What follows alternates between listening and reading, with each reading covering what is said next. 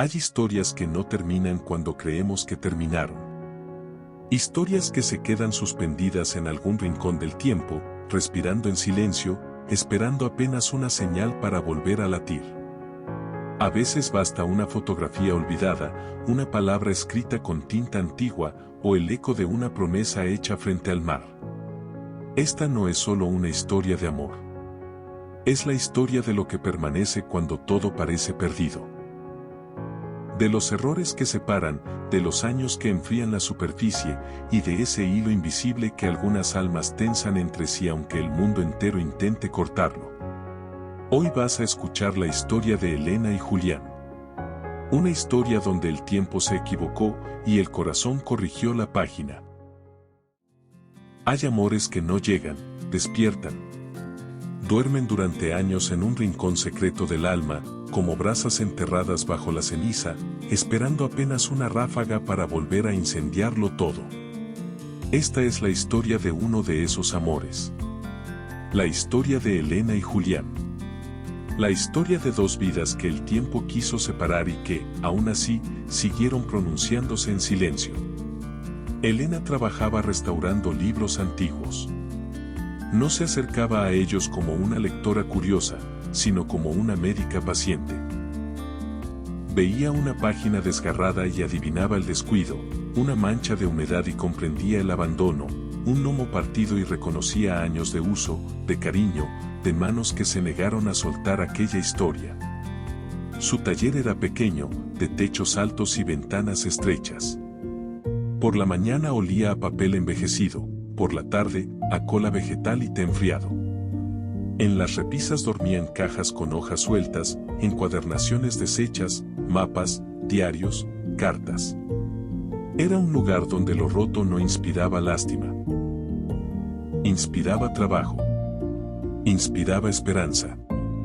Había días en que Elena pensaba que casi todo tenía arreglo. Un borde rasgado, una tapa desprendida, una cubierta vencida por el tiempo. Pero al mirarse a sí misma en el reflejo del vidrio del taller, entendía que había daños de otra clase. Daños sin bisturí posible. Memorias que no aceptaban restauración. Julián dibujaba casas. Pero no casas comunes. Sus planos tenían algo de plegaria. No medía solamente muros y vigas. Imaginaba refugios para gente cansada, cocinas donde el invierno no doliera tanto, ventanales donde la tristeza pudiera sentarse un rato sin quedarse a vivir. Decía que una casa debía abrazar antes de impresionar. Se resistía a abandonar el lápiz. Mientras otros celebraban pantallas perfectas, él seguía manchándose los dedos de grafito. Le gustaba el error pequeño, el trazo corregido, la línea que temblaba un poco antes de afirmarse. Lo humano está ahí, decía. En lo que vacila, y aún así, avanza. Se conocieron en una biblioteca antigua, de pisos de madera y lámparas verdes, un lugar donde el silencio no parecía una regla sino una forma de respeto. Afuera había llovido. La ciudad todavía respiraba esa mezcla de piedra mojada y hojas caídas. Adentro, el aire olía a páginas viejas y a tiempo suspendido. Ambos estiraron la mano hacia el mismo ejemplar, un libro de poemas gastado, con las esquinas dobladas y el lomo vencido. Sus dedos se rozaron apenas. Un roce mínimo. Para cualquier otra persona, un accidente trivial. Pero en ellos, ese segundo abrió una grieta luminosa. Algo se reconoció antes de que sus nombres existieran.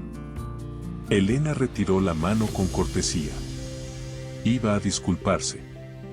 Julián la miró y dijo, casi en un susurro, gracias. Elena frunció levemente el ceño, sorprendida. No entendía por qué daba las gracias a alguien que también quería el mismo libro. Él tampoco supo explicarlo. Solo sintió que había encontrado algo que llevaba tiempo buscando sin saberlo. Terminaron compartiendo mesa en la cafetería de la biblioteca.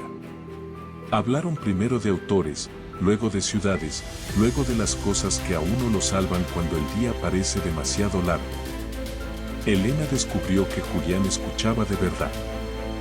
Julián descubrió que Elena miraba el mundo como si cada grieta mereciera una segunda oportunidad. Se prometieron verse de nuevo sin formularlo exactamente. Bastó con una frase sencilla: yo suelo venir los jueves. La semana se hizo más larga de lo normal. Cuando volvieron a encontrarse, ninguno fingió sorpresa. La conversación retomó su cauce como un río que ya conocía la forma de sus orillas. Pronto llegaron los paseos después del trabajo, las librerías de saldo, los cafés demasiado largos y las despedidas en esquinas donde siempre faltaba un minuto más. Elena reía más. Julián dormía mejor. Los amigos de ambos empezaron a notar un cambio difícil de nombrar. No parecía pasión desbordada. Parecía reconocimiento. Cuando decidieron vivir juntos, encontraron un departamento en un tercer piso sin ascensor.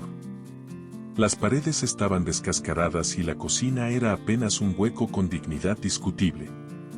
Pero tenía una ventana por donde entraba la luz de la tarde. Y eso, para ellos, fue suficiente. Subieron cajas, libros, sartenes y promesas. No tenían dinero para casi nada. Usaron cajones de frutas como estanterías, una puerta vieja sobre caballetes como mesa, frascos de mermelada como vasos. Las visitas sonreían con esa ternura que roza la compasión. Pero ellos se sentían ricos. Aquel desorden compartido tenía la forma exacta de una vida comenzando.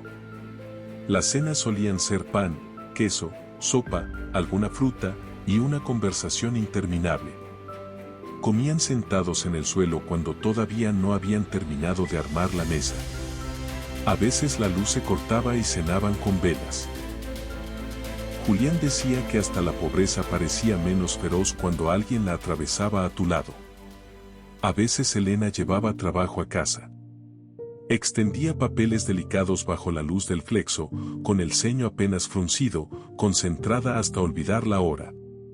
Julián la observaba como si contemplara un ritual sagrado. Había en ella una precisión casi silenciosa, una compasión práctica, una forma de tocar lo frágil sin invadirlo. Una noche, mientras ella reconstruía el margen perdido de un manuscrito, Julián murmuró: «Tienes manos de ángel». Elena soltó una risa breve y negó con la cabeza. «No», respondió. «Solo tengo manos que recuerdan lo que los libros olvidaron». Julián no contestó. Tomó su cuaderno y la dibujó en secreto. La dibujó muchas veces. Cuando leía, cuando dormía con un libro abierto sobre el pecho, cuando recogía el pelo con un lápiz, cuando se enfadaba porque se le había secado el pegamento. Elena tardó semanas en descubrir aquellos bocetos. Al verlos, no supo qué decir. Se sintió vista de una manera nueva. También discutían. Por tonterías casi siempre. La basura sin sacar. Una llamada olvidada. Una cena cancelada. La primera gran discusión llegó por el cansancio, nunca por falta de amor. Y eso les enseñó algo importante: querer mucho a alguien no te vuelve inmune a herirlo. Solo te vuelve responsable de volver. Aprendieron pronto a regresar. A sentarse frente a frente, bajar la voz, pedir perdón sin teatralidad. A no usar la herida del otro como arma. Ese talento pequeño, el de regresar sin orgullo, fue durante años el andamiaje invisible de su amor. En otoño hicieron un viaje al sur a un pueblo costero de calles estrechas y fachadas castigadas por la sal. Habían alquilado una habitación mínima con vista parcial al mar. Pasaban el día caminando, respirando viento, dejándose despeinar por una felicidad tan simple que parecía invencible. Una tarde encontraron el acantilado. Los pinos crecían torcidos, inclinados siempre en la misma dirección, como si el viento los hubiera educado a fuerza de insistencia. Debajo, el mar golpeaba las rocas con una furia hermosa. Elena sintió algo extraño allí, una mezcla de paz y presagio. Julián, que solía bromear incluso en los momentos íntimos, se quedó largo rato en silencio. Miró el horizonte como si leyera una advertencia escrita en la línea del agua. Elena lo observó con curiosidad. No parecía triste. Parecía, más bien, atravesado por una certeza incómoda. Entonces él dijo: Elena, el mundo es caótico. Si alguna vez la vida nos empuja en direcciones distintas, si nos perdemos en el ruido, búscame aquí, donde los pinos se doblan. El viento siempre dice la verdad en este lugar. Elena sonrió para disipar aquella gravedad. Le pareció una frase hermosa. No imaginó que un día sería una brújula. Hablas como si ya supieras algo, le dijo. Julián negó con una media sonrisa. No sé nada. Solo tengo miedo de que la vida se crea más fuerte que nosotros. Elena le besó la mejilla y respondió burlona: entonces que lo intente. El mar siguió rugiendo abajo, como un testigo demasiado antiguo para intervenir. Volvieron de ese viaje con arena en las mochilas y un secreto sin nombre en el pecho. Durante semanas, el recuerdo del acantilado los acompañó como un eco. Julián lo dibujó. Elena pegó una ramita seca de pino en la primera página de un cuaderno. Ninguno supo explicar por qué. Meses después llegó la beca. Un programa prestigioso en el extranjero, el tipo de oportunidad que en una carrera puede cambiarlo todo. Julián leyó el correo varias veces antes de contárselo a Elena. Cuando por fin lo hizo, la alegría llegó mezclada con una sombra. Los dos entendieron el precio. Elena quiso celebrar. Preparó café, sonrió, incluso intentó bromear. Pero algo en su mirada se apagaba por momentos. No quería ser la mujer que frena un sueño. Tampoco quería ser la mujer que se queda quieta viendo alejarse el centro de su vida. Ese fue el primer dolor verdadero que compartieron. Como si la vida hubiera decidido ensayar crueldad en simultáneo, la madre de Elena enfermó de forma repentina. Consultas, análisis, hospitales, llamadas a cualquier hora. Elena comenzó a dividirse entre el taller, el apartamento y las salas de espera. De pronto, ya no había espacio para planificar nada sin que el miedo se sentara a la mesa. Julián partió una mañana gris. En el aeropuerto se abrazaron con una fuerza casi desesperada, como si el cuerpo pudiera memorizar lo que el tiempo estaba a punto de poner a prueba. Se dijeron que sería temporal, que se escribirían, que el amor era suficientemente fuerte. Lo creyeron. De verdad lo creyeron. Al principio, la distancia parecía una cuerda tensa pero resistente. Había videollamadas largas, mensajes a medianoche, fotos torcidas de desayunos apresurados, cartas que todavía olían al otro lado. Elena lloraba a veces después de cortar, pero era un llanto con esperanza. Julián trabajaba hasta tarde, sostenido por la idea del regreso. Poco a poco aparecieron las pequeñas grietas del tiempo. Diferencia horaria. Reuniones imprevistas. Cansancio. Médicos. Autobuses perdidos. Lo cotidiano empezó a sabotear lo importante. Donde antes había conversación, empezó a haber coordinación. Donde antes había intimidad, empezó a haber informes de supervivencia. Elena seguía escribiendo cartas a mano porque sentía que el papel retenía algo de la voz. Pero algunas llegaban tarde y otras no llegaban. Julián escribía desde cuartos prestados, con la prisa de quien vive siempre entre entregas. Ambos seguían amándose. El problema fue que cada vez les costaba más hacerle sitio al amor dentro del agotamiento. Las llamadas empezaron a llenarse de frases incompletas. Te noto distante. No, estoy cansado. Nunca estás cuando te necesito. No sabes cómo es esto aquí. Detrás de cada reproche había dolor, pero el dolor, cuando se disfraza de defensa, hiere igual. Y ellos comenzaron a herirse sin querer. Hubo una llamada en especial que ninguno olvidaría. Estuvieron conectados varios minutos sin saber qué decir. No porque faltaran asuntos, sino porque sobraba desgaste.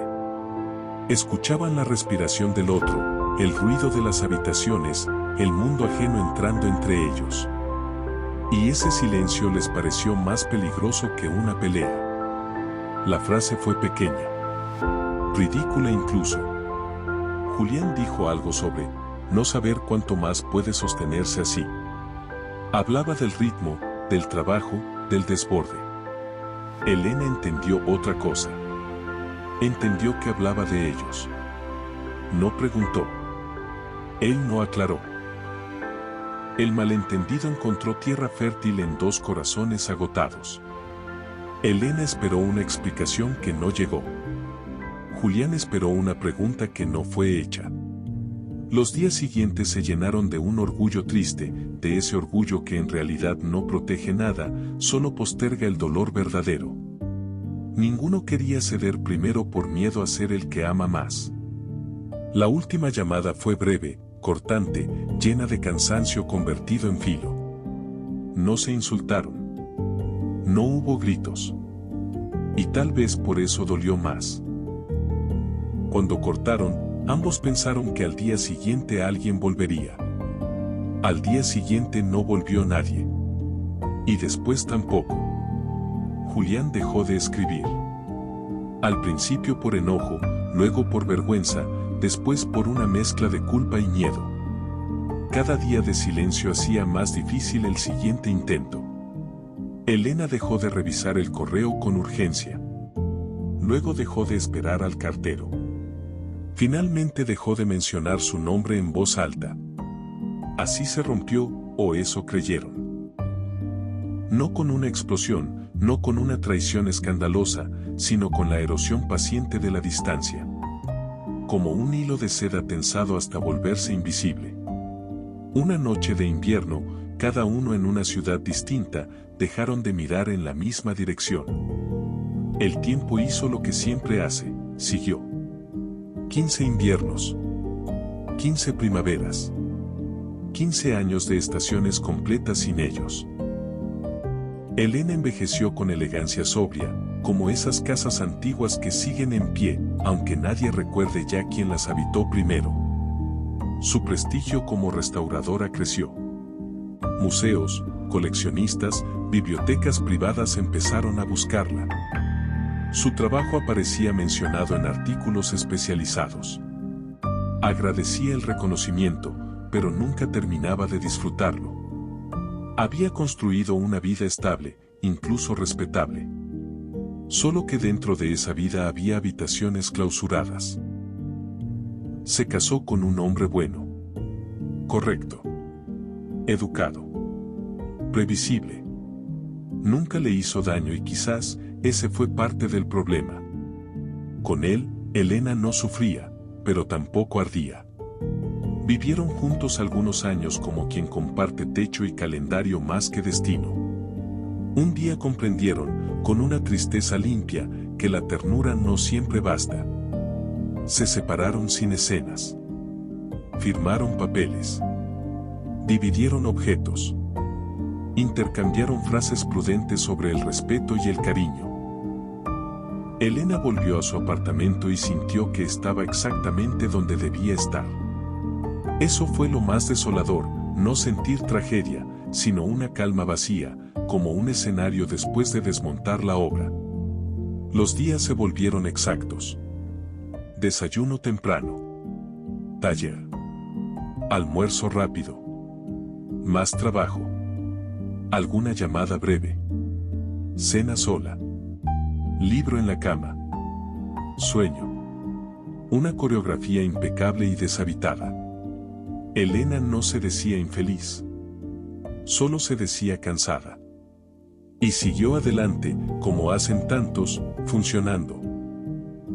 A veces, en una vereda, veía una espalda parecida. Un gesto de hombros. Una forma de sujetar un cuaderno.